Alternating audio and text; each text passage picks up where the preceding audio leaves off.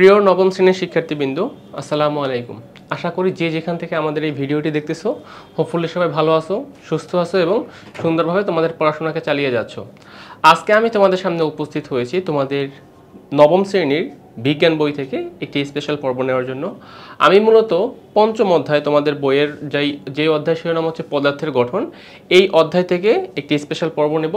আজকের পর্বটি হচ্ছে তোমাদের জন্য ৫ নাম্বার পর্ব এবং এই পর্বে মূলত আমি তোমাদের বইয়ের অনেকগুলো ছক বা টেবিল রয়েছে, এই টেবিলগুলোকে সুন্দরভাবে বোঝানোর চেষ্টা করব। সো চলো আর দেরি না করে আমরা আমাদের মূল আলোচনা শুরু করি।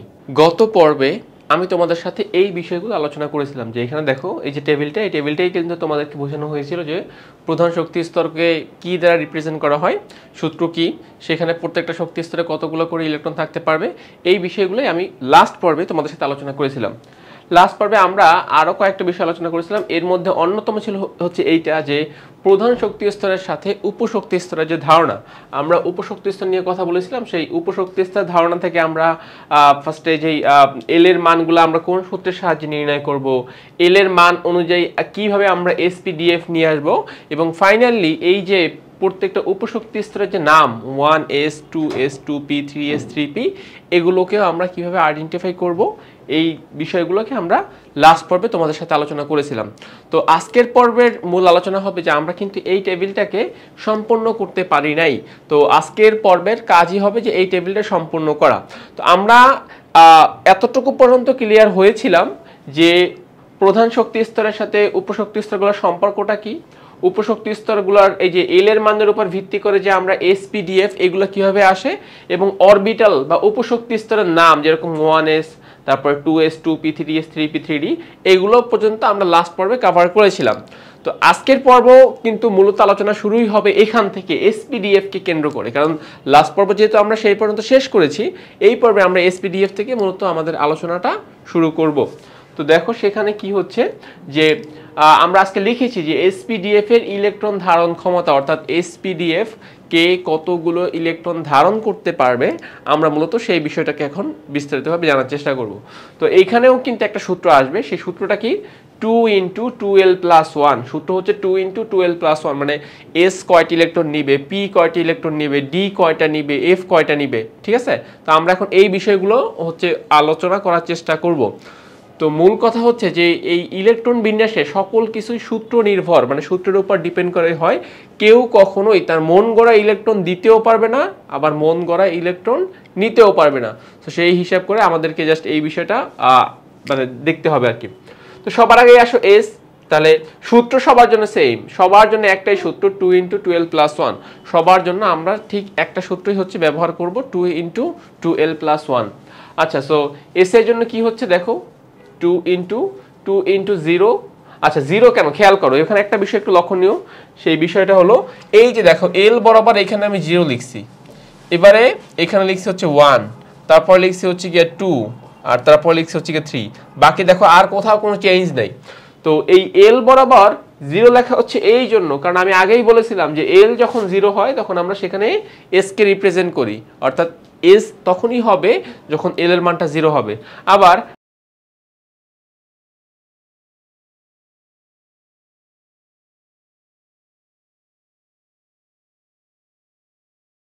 পি তখনই হবে যখন এল এর মানটা 1 হবে, ডি তখনই হবে যখন এল এর মানটা 2 হবে, আর এফ তখনই হবে যখন এল এর মানটা 3 হবে।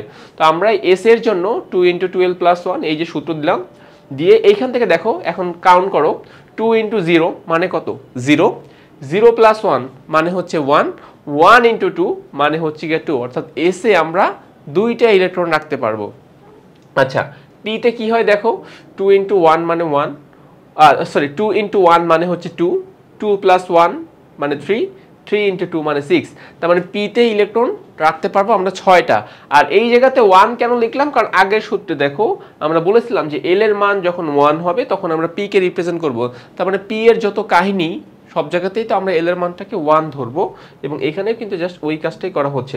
এবারে আসো ডি এর কাছে, দেখো সেম সূত্র, শুধুমাত্র এল এর জায়গায় বা এল এর মান যেখানে বসাই সেই জায়গাতে আমরা এখন 2 বসাচ্ছি, কারণ আমরা জানি যে এল এর মান 2 হলে আমরা সেখান থেকে ডি কে মানে বুঝতে পারি।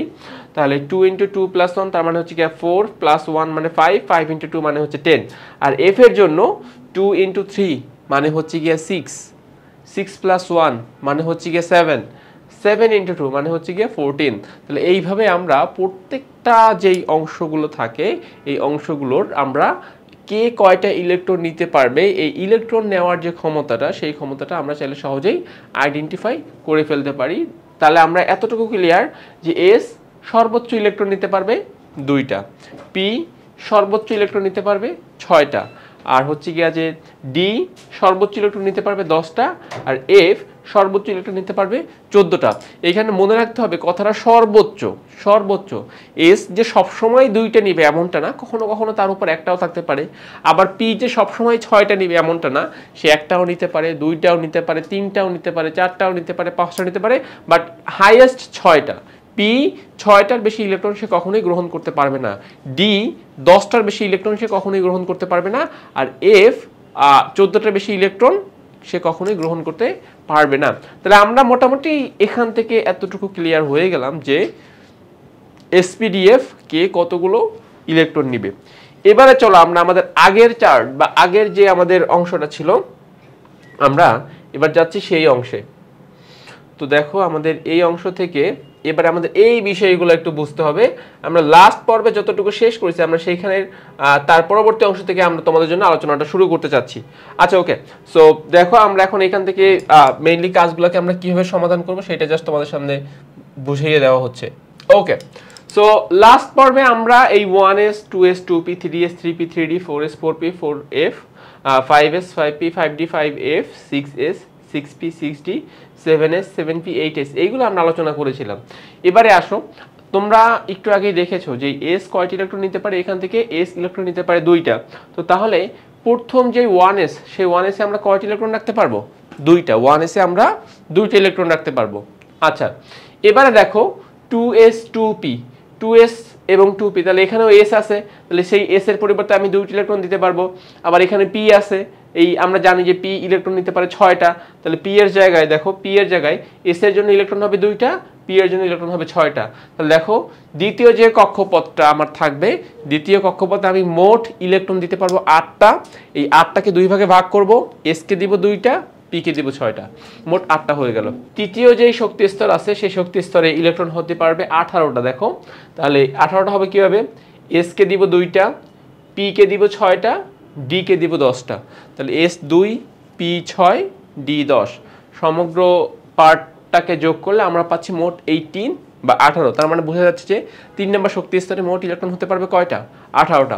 4 নম্বরে দেখো 4s 4p 4d 4f, তাহলে s কে দিবা 2টা, p কে দিবা 6টা, d কে দিবা 10টা, f কে দিবা 14টা। তাহলে এই মোট হয়ে যাচ্ছে 32টা।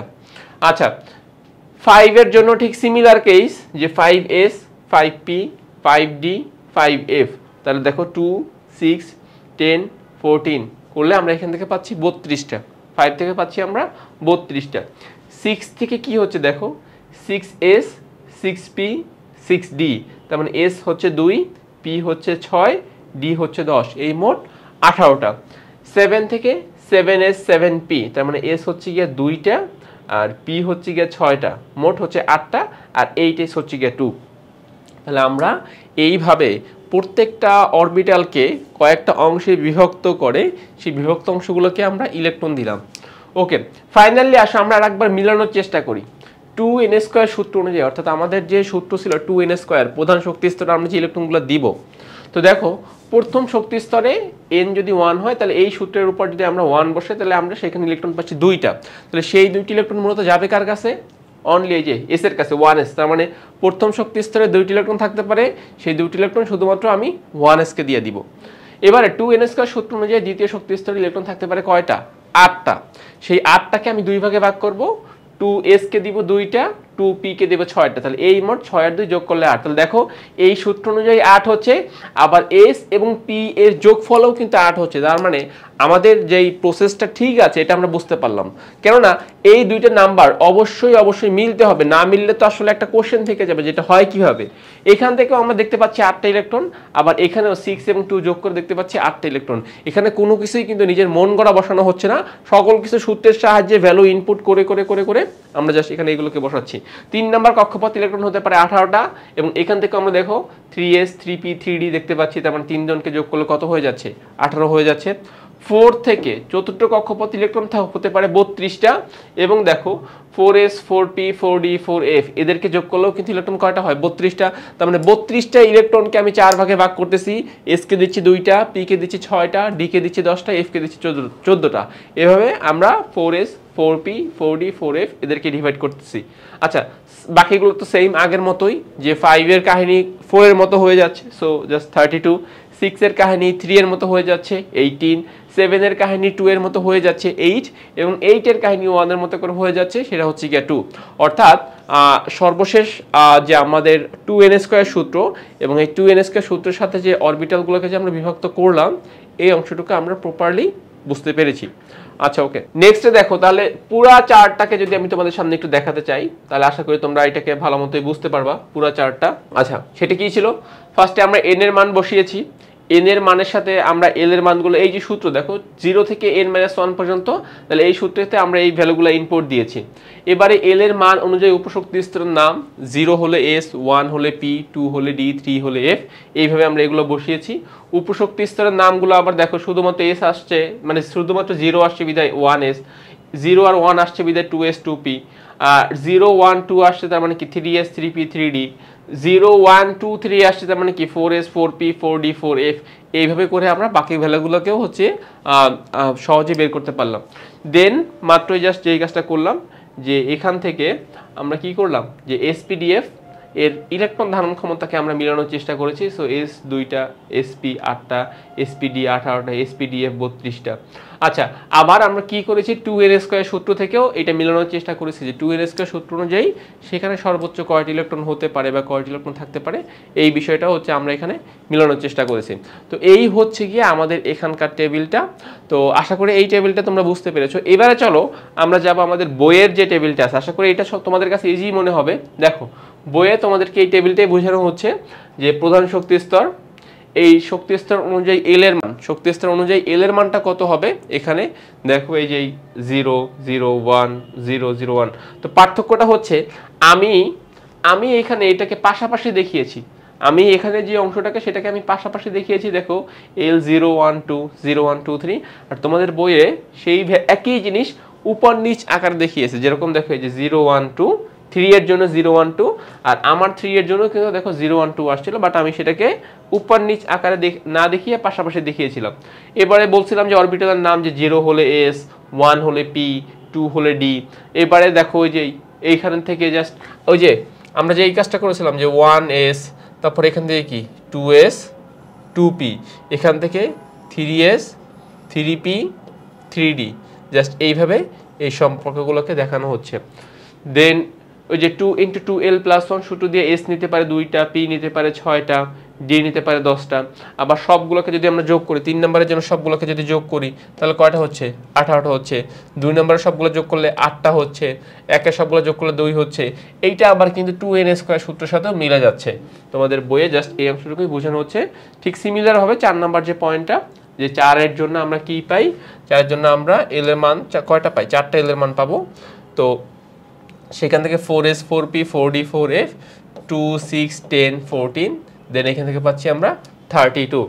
তো ওভারঅল এইটাই আমি বলতে চাই, যে তোমাদের বইয়ের যেই টেবিলটা রয়েছে, এই টেবিলটাকে আমরা এখানে সম্পূর্ণরূপে আলোচনা করতে পারলাম, এবং আমি আশা করতেছি আমাদের এই আলোচনা থেকে তোমরা এইটুকু বুঝতে পেরেছো। আচ্ছা, এখন দেখো, এতক্ষণ আমরা যে বিষয়গুলো শিখেছি, যে প্রথম শক্তি স্তর, দ্বিতীয় শক্তি স্তর, তৃতীয় শক্তি স্তরের মধ্যে যে উপশক্তি স্তরগুলো রয়েছে, এখন আমাদেরকে সেই উপশক্তি স্তরগুলোকে সাজাতে হবে, এবং আমি ইলেকট্রন বিন্যাসের নীতি নামে নতুন আর একটা রুলস আমরা এখন এখান থেকে শেখার চেষ্টা করব। ফর এক্সাম্পল দেখো, প্রথম শক্তি স্তরে ছিল শুধুমাত্র 1s, তাহলে আমরা সেখান থেকে শুধুমাত্র 1s কে পাচ্ছি। দ্বিতীয় শক্তি স্তরে কে ছিল, 2s 2p, আর আমি একটু তোমাদেরকে আগে একটু দেখিয়ে দেই, সেটা হচ্ছে এই যে এই জায়গাতে আমরা যেই টেবিলটা তৈরি করেছিলাম, এই যে দেখো প্রথম শক্তি স্তর থেকে 1s, দ্বিতীয় শক্তি স্তর থেকে 2s 2p, 3 নাম্বার থেকে 3s 3p 3d, 4 বা 4 নাম্বার থেকে 4s 4p 4d 4f, 5 number থেকে 5s 5p 5d 5f, 6 number থেকে জাস্ট এইভাবে আমরা শিখেছিলাম। এখন এই রুলসগুলোকে কাজে লাগিয়ে আমাদেরকে এখন সামনে তৈরি করতে হবে, যে একটা রুলস তৈরি করতে হবে। তো রুলসটা হচ্ছে এরকম, তোমাদের বইয়ে সকল কিছু সুন্দরভাবে মার্ক করে দেওয়া আছে, জাস্ট এখানে এইভাবেই যেতে হবে যেভাবে এখান থেকে আমাদেরকে দেখিয়েছে। যেরকম দেখো, ইলেকট্রন এই অরবিটাল থেকে প্রবেশ শুরু করবে, তার মানে প্রথম যে শক্তি স্তর 1s, এখান থেকে ইলেকট্রন প্রবেশ শুরু করবে। তাহলে দেখো ফার্স্টে 1s, তারপরে কি আসবে 2s, তারপরে দেখো এই যে আমাদেরকে সিকোয়েন্সটা ফলো করতে হবে, যে 1s এর পরে দেখো এটা ঘুরে কিন্তু 2s, 2s থেকে বের হয়ে আবার ঘুরে কিন্তু 2p, 2p এর পরে 3s, 3p এর পরে দেখো দেন হচ্ছে 3p, তারপরে 4s, তারপরে এখান থেকে ঘুরে 3d, তারপরে 4p 5s, তারপরে হচ্ছে 4d 5p 6s, তারপরে 4f 5d 6p 7s, তারপরে 5f 6d 7p 8s। অর্থাৎ এরকম করে করে আমাদেরকে এই বিষয়টাকে সাজিয়ে নিতে হবে।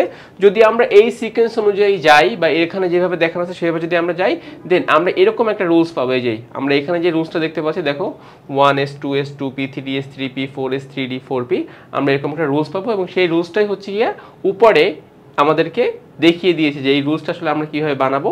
এই যে এরকম করেই এই রুলসটাকে আমরা চাইলে তৈরি করতে পারবো। আচ্ছা যাই হোক, এটা গেল আমাদের বইয়ের রুলস। এখন আসো আমি তোমাদেরকে আর একটা সিস্টেমে এই রুলসটা তৈরি করে শিখিয়ে দিচ্ছি, সেটা একটু দেখে নাও। হতে পারে যে আমার থেকে মানে বইয়ের থেকে ওই রুলসটা তোমাদের কাছে একটু ইজি লাগতে পারে। আচ্ছা ওকে, তো আমি এখানে দেখো 4টা সংখ্যা লিখলাম SPDF, মূলত আমরা ইলেকট্রনগুলো তো SPDF কেই দিব, সেই অনুযায়ী আমরা 4টা সংখ্যা লিখলাম SPD এবং F। লেখার পরে S এর নিচ থেকে আমি একটা দাগ দিচ্ছি, দেখো এরকম। এই যে এখানে মোট 4টা দাগ তোমরা দেখতে পাচ্ছ। প্রথম দাগটা শুধুমাত্র S এর নিচেই, দ্বিতীয় দাগটা P থেকে শুরু হয়েছে, দেখো এটা হচ্ছে স্টার্টিং পয়েন্ট। এই দাগটা শুরু হয়েছে কোন জায়গা থেকে? P থেকে, শেষ হয়েছে কোথায়? S এ এসে। তাহলে প্রথম দাগ থেকে আমরা শুধুমাত্র S কেই পাচ্ছি, কেননা এইটা S এ শুরু এবং S এ শেষ, তার মানে এখানে S বাদে আর কেউ নাই। দ্বিতীয় দাগটা শুরু হচ্ছে P থেকে, এই যে দ্বিতীয় দাগটা স্টার্টিং হচ্ছে P থেকে আর শেষ হচ্ছে কোথায়? S এ এসে। তাহলে আমরা এইখান থেকে পাচ্ছি, শুরুতে পাচ্ছি P কে, তারপরে পাচ্ছি S কে। 3 নম্বর যে লাইনটা দেখো, সেটা কিন্তু শুরু হচ্ছে D এর নিচ থেকে, তার মানে এটা স্টার্টিং পয়েন্ট হচ্ছে D, D এর পরবর্তী ধাপ হচ্ছে P, P এর পরবর্তী ধাপ হচ্ছে গিয়া S। তার মানে 3 নম্বর ধাপ থেকে আমরা পাচ্ছি ফার্স্টে D কে, তারপরে পাচ্ছি P কে, তারপরে পাচ্ছি S কে, অর্থাৎ D P S। 4 নম্বর ধাপ থেকে কাকে কাকে পাচ্ছি দেখো, সবার আগেই পাচ্ছি 4 নম্বর ধাপ থেকে সবার আগেই পাচ্ছি আমি F কে, তারপরে পাচ্ছি D কে, তারপরে পাচ্ছি P কে এবং সবার শেষে পাচ্ছি আমরা S কে। তার মানে 4 নম্বর ধাপ থেকে সবার আগে পাচ্ছি আমি F, তারপরে D, তারপরে P এবং সবার শেষে পাচ্ছি S, তার মানে F D P S। আচ্ছা, তো এইভাবে আমরা 4টা লাইন থেকে যে সিম্বলগুলো সিরিয়াল অনুযায়ী আসতে পারে সেই লাইনগুলোকে আমরা এখানে সাজিয়ে নিলাম। নেওয়ার পরে দেখো সবগুলো লাইনকে আমি 2বার করে লিখছি, তার মানে আমরা S কে 2বার নিব, PS কে 2বার নিব, তারপরে এরপরটা আসছে কি DPS, এখানে এদেরকে আমি 2বার নিব এবং সর্বশেষ FDPS, এদেরকেও আমি হচ্ছে 2বার করে নিব। FDPS সবাইকে আমার 2বার করে নিতে হবে। আচ্ছা, তাহলে আমরা ওই কাজটাকে আগে করি, যে সবাইকে আমি 2বার করে নেই, দেন দেখা যাক কি হয়। তো দেখো সবার আগে ছিল S, তাহলে 2বার করে নাও, এই একবার নিলাম। তারপর হচ্ছে PS, PS আমরা একটু ফাঁকা দিব কারণ এখানে আরো সংখ্যা বসবে। PS একবার হয়ে গেল, PS আরেকবার হয়ে গেল। 2বার বলতে আমি একই জিনিস 2বার করে লিখবো আর কি। তো সিকোয়েন্সটা কিন্তু বজায় রাখতে হবে। তোমার এরকম চিন্তা করলে হবে না যে PS যেহেতু আছে আমি 2টা P পাশাপাশি লিখে দেই, 2টা S পাশাপাশি লিখে দেই, এরকমটা করলে চলবে না। মূলত PS দেখো এই হচ্ছে একবার, আবার PS এই হচ্ছে একবার, মোট 2বার হয়ে গেল। এরপরে আসো DPS, পরবর্তী ধাপ ছিল DPS। দেখো এই যে 3 নম্বর ধাপটা ছিল আমাদের DPS। সো আমি এখন এটাকে 2বার লিখবো। সো DPS একবার হলো, আবার DPS আর একবার হলো, দেখো এই হচ্ছে 2বার, এই একবার, এই একবার, 2বার। এবং ফাইনালি কি FDPS, তাই না? তাহলে দেখো FDPS, তাহলে এই হচ্ছে একবার, আবার FDPS এই হচ্ছে আরেকবার। তাহলে আমি সবাইকেই 2বার করে লিখলাম, যেরকম 2বার করে লেখার কথা ছিল। ওকে, সো আমাদের 2বার করে লেখা শেষ। এখন এখানে কিছু সংখ্যা আমাকে বসাতে হবে, আমাকে এখন এদেরকে নাম্বারিং করতে হবে। সো আমি এই ইগুলোকে মুছে দিচ্ছি, ইরেজ করে দিচ্ছি, যেগুলোকে আমি নিচে জাস্ট কাউন্টের জন্য যেগুলোকে যে দাগগুলো দিয়েছিলাম সেগুলোকে আমি ইরেজ করে দিলাম। ওকে, সো নাম্বারিং কীভাবে করবো দেখো, এস কে নাম্বারিং শুরু করব 1 থেকে, পি কে শুরু করব 2 থেকে, ডি কে শুরু করব 3 থেকে, আর এফ কে শুরু করব 4 থেকে। সো এবার এখানে যাও, এসগুলোকে নাম্বারিং করে ফেলবো সবার আগে। এসটা শুরু হবে নাম্বারিং, এস নাম্বারিং শুরুই হবে 1 থেকে।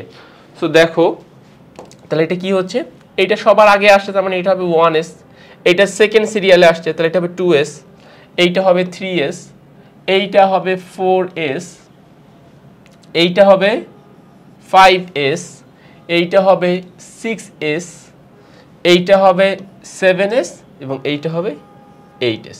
তাহলে দেখো 1s, 2s, 3s, 4s, 5s, 6s আর হচ্ছে 7s, 8s, সবগুলো এসকে আমরা নাম্বারিংটা কমপ্লিট করে ফেললাম। এবারে আসো পি কে নাম্বারিং করব। তো পি কিন্তু শুরুই হবে তোমার 2 থেকে, পি কে আমরা নাম্বারিং শুরুই করব 2 থেকে। মনে রাখতে হবে সবার আগে যেই পিটা আসবে সেই পি কে আমরা 1 লিখবো না, সেই পি কে আমরা 2 থেকে নাম্বারিংটা স্টার্ট করব। তো দেখো আমাদের সবার আগে কোন পি আসতেছে, দেখো এই পিটা সবার আগে আসতেছে, তাহলে বসে নাম্বারিং শুরু করব 2 থেকে, তার মানে এটা হবে কি 2p, দেন এইটা হবে আমার 3p, দেন এইটা হবে আমার 4p, এইটা হবে আমার 5p, দেন এইটা হবে আমার 6p, দেন এইটা হবে আমার 7p, এই যে 7p। তাহলে এরকম যেখানে যেখানে আমরা p কে পেয়েছি সেই p গুলোকে আমরা নাম্বারিংটা কমপ্লিট করে ফেললাম। এই যে এইটা কিন্তু তোমার 7p হচ্ছে, এই pটাকে সবার শেষ, এটা হচ্ছে 6p এবং এটা হচ্ছে 7p। আমরা p গুলোকেও জাস্ট নাম্বারিংটা কমপ্লিট করে ফেললাম। চলো এবার যাব আমরা d এর কাছে, sp তো করেই ফেলছি, এবারে চলো আমরা ডি কে নাম্বারিং করি। তো ডি কিন্তু নাম্বারিং শুরুই হবে 3 থেকে, তার মানে সবার আগে যেই ডিটা আসবে সেই ডিটাকে আমি 1ও লিখবো না, 2ও লিখবো না, সেই ডিটাকে আমরা লিখতে পারবো 3, সেই ডিটাকে আমরা লিখতে পারবো হচ্ছে 3। সো দেখো এখন সেই ডিটা কোনটা। ওকে দেখো তাহলে আমি এই ডিটা পাচ্ছি, তাহলে এইটা হচ্ছে 3D। এই দেখো এর আগে কিন্তু কোনো ডি নাই, এর আগে লাইনে ফার্স্ট লাইনে কোনো ডি নাই, তাহলে এই ডিটা সবার আগে, তার মানে এটা হবে 3D। তাহলে এটা কি হবে, এটা হবে তোমার 4D। আচ্ছা এইটা হবে আমার 5D আর এইটা হবে আমার 6D, 4টা ডি ছিল, তাহলে এইটা হচ্ছে 3D, এইটা হচ্ছে 4D, এইটা হচ্ছে 5D, এইটা হচ্ছে 6D। তাহলে ডি কেও নাম্বারিং করা শেষ। এবারে বাকি থাকলো শুধুমাত্র এফ। তাহলে এফ কে কিন্তু নাম্বারিং শুরু করবো 4 থেকে, তার মানে সবার আগে যেই এফটা আসবে সেই এফটাকে আমি লিখবো 4, এর পরবর্তী সিরিয়ালগুলো জাস্ট মানে সিকোয়েন্স অনুযায়ী হবে সবার আগে। তাহলে দেখো ফার্স্ট লাইনে কোনো এফ নাই, সেকেন্ড লাইনে কোনো এফ আছে, সেকেন্ড লাইনেও কিন্তু কোনো এফ নাই, 3 নাম্বার লাইনে দেখো এটা হবে কি 4f, বসে নাম্বারিং শুরু করবো 4 থেকে, তাহলে এইটা হচ্ছে গিয়ে তোমার 4f আর এইটা হচ্ছে গিয়ে তোমার 5f। তাহলে একটা হচ্ছে কি আমার 4f আর একটা হচ্ছে আমার 5f, দুইটা f কে আমরা নাম্বারিং করে ফেললাম, আমাদের এরপরে আর কোনো সদস্য বাকি নাই। তো দেখো এই যে সিকোয়েন্সটা আমরা পেয়েছি 1s, 2s, 2p, 3s, 3p, 4s, 3d, 4p, just এই যে সিকোয়েন্সটা, এই সিকোয়েন্সটাই কিন্তু মূলত বইয়ের এই যে সিকোয়েন্সটা, এই যে দেখো এই যে এইটা 1s, 2s, 2p, 3s, 3p, 4s, 3d, just তোমার এইখানকার সিকোয়েন্সটা আর এইখানকার সিকোয়েন্সটা হুবহু সেম আমরা করতে পারলাম। যদি কারো কাছে বইয়ের রুলসটাকে একটু কঠিন মনে হয়, সে চাইলে এভাবেও তোমরা একটা রুলস তৈরি করে নিতে পারো শর্টকাট ওয়েতে। তাহলে আমি আশা করতেছি তোমরা এই রুলসটুকু বুঝতে পেরেছো। তো আশা করতেছি এই অংশটুকু তোমরা সুন্দরভাবে বুঝতে পেরেছো। আমরা কিন্তু মূলত একটা টেবিল এবং ইলেকট্রন বিন্যাসের রুলস এই পর্বে মূলত আলোচনা করার চেষ্টা করেছি। তো আশা করতেছি এইটুকু তোমাদের উপকারে এসেছে এবং তোমরা এইটুকু বুঝতে পেরেছো। তো আজকের পর্বটি আমি এখানেই শেষ করতেছি, নতুন কোনো পর্ব নিয়ে আবার তোমাদের সামনে হাজির হব। ততক্ষণ পর্যন্ত সবাই ভালো থাকো, সুস্থ থাকো, আল্লাহ হাফেজ।